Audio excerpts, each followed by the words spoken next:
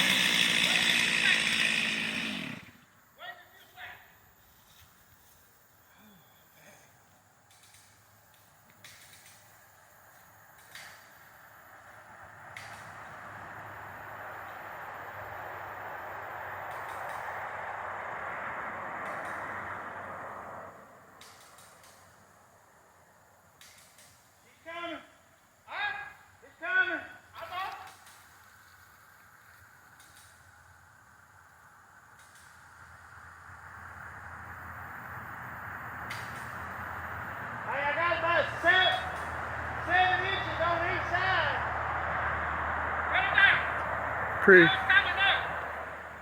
thick hinge. Let's go.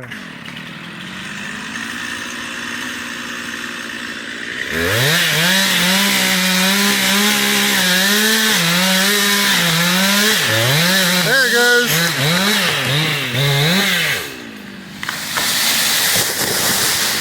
Damn. Yeah. Wow. And now we're ready for some stump grinding. Oh yeah.